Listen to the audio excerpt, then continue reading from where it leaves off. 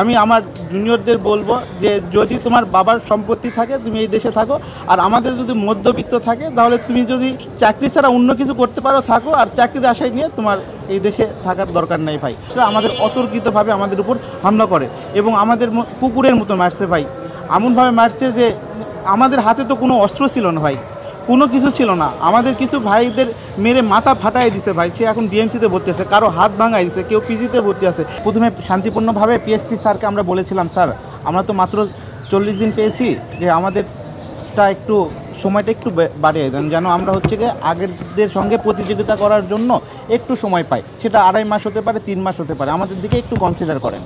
তারপরে উনি স্মারকলিপি নিয়ে কিছু বলে নাই। পরে আমরা যখন গেছি তারপর পুলিশ দিয়ে আমাদের মারিয়েছে। তারপর আপনাদের সংবাদপত্রের মাধ্যমে জানতে পারছি উনি বলছে যে আমার কিছু করার নাই, সরকারের উপর মহল থেকে যদি আমাকে কিছু বলে তাহলে আমি পরীক্ষা পিছাইতে পারবো। তারপর থেকে আমরা বিভিন্ন সরকারের উপর মহলের সঙ্গে যোগাযোগ করা ট্রাই করছি, কিন্তু কখনোই পারি নাই। ও তারপর আমরা হচ্ছে পরিস্থিতির শিকার হয়ে ব্লকেট কর্মসূচি চালু করেছি। তখন আমাদের সঙ্গে পুলিশের মাধ্যমে আসিফ নজরুল স্যার হচ্ছে গিয়ে দেখা করেছেন। দেখা করে আমাদের বলেছেন যে তোমরা কি 15 জানুয়ারি পরীক্ষা দিতে প্রস্তুত? আমরা তখন বলছি জি স্যার, আমরা 15 জানুয়ারি পরীক্ষা দিব। তারপরে কিছুক্ষণ পরে হচ্ছে গিয়ে আমরা যখন চলে আসছি, তারপরে উনি জানিয়েছেন যে আমার পক্ষে এটা করা সম্ভব না, এটা একমাত্র করতে পারবে প্রধান উপদেষ্টা।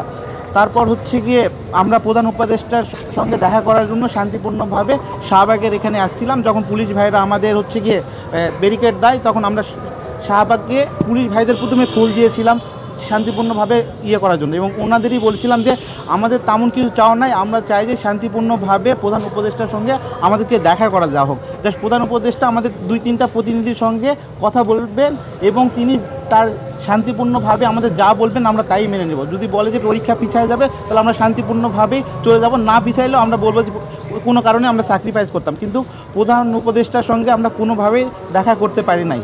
পরে আমাদের পুলিশের মারফত জানানো হলো তোমাদের সঙ্গে সচিবালয়ে হচ্ছে গিয়ে দেখা করবে উপদেষ্টারা। এইভাবে আমাদের হচ্ছে গিয়ে উপদেষ্টারা সচিবালয়ে যাওয়ার পরে কেউ কোনো উপদেষ্টা ছিল না, মানে এখানে পুলিশ আমাদের সঙ্গে অভিনয় করেছে, জাস্ট আমাদের টাইম ক্ষেপণ করাচ্ছে। তারপর আমরা অনেকক্ষণ পরে যখন দেখতেছি না হচ্ছে না, তখন আমরা যখন ওই পুলিশের ব্যারিকেডটা ভেঙে চলে যাব, তখন সব পুলিশরা আমাদের অতর্কিতভাবে আমাদের উপর হামলা করে এবং আমাদের কুকুরের মতো মারছে ভাই, এমনভাবে মারছে যে আমাদের হাতে তো কোনো অস্ত্র ছিল না ভাই, কোনো কিছু ছিল না। আমাদের কিছু ভাইদের মেরে মাথা ফাটাই দিছে ভাই, সে এখন ডিএমসিতে ভর্তি আছে, কারো হাত ভাঙাই দিছে, কেউ পিজিতে ভর্তি আছে।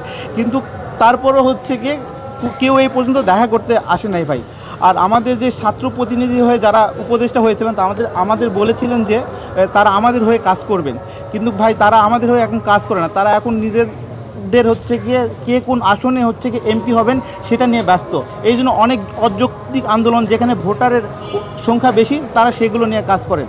এখন তারা ফুটবল খেলা নিয়ে ব্যস্ত। তারপর যেই আসনে দাঁড়াবে সেই আসনে হচ্ছে দেখবেন যে বরাদ্দ যাচ্ছে, অন্য কোনো জায়গায় বরাদ্দ যাচ্ছে না, তাদের আসনে হচ্ছে গিয়ে বরাদ্দ যাচ্ছে। এই দেশে থাকার চেয়ে আমি আমার জুনিয়রদের বলবো যে যদি তোমার বাবার সম্পত্তি থাকে তুমি এই দেশে থাকো, আর আমাদের যদি মধ্যবিত্ত থাকে তাহলে তুমি যদি চাকরি ছাড়া অন্য কিছু করতে পারো থাকো, আর চাকরির আশায় নিয়ে তোমার এই দেশে থাকার দরকার নেই ভাই। আর আসলে আমাদের তো পেশি শক্তি নাই, আমরা কিছু করতে পারবো না, আমাদের সঙ্গে সবাই অভিনয় করতেছে। তাই আমরা একটাই কিছু করতে পারি, যে আসলে যে যখন দেখবেন আপনারা স্বৈরাচার হয়ে যায় তাদের কিছুদিন পর পতন হয়। এরাও হয়তো স্বৈরাচার হয়ে যাচ্ছে, দেখবেন এদেরও আর হয়তো পতন হবে এক সময়। মন থেকে অভিশাপ ছাড়া আমার আর কিছু বলার নাই ভাই।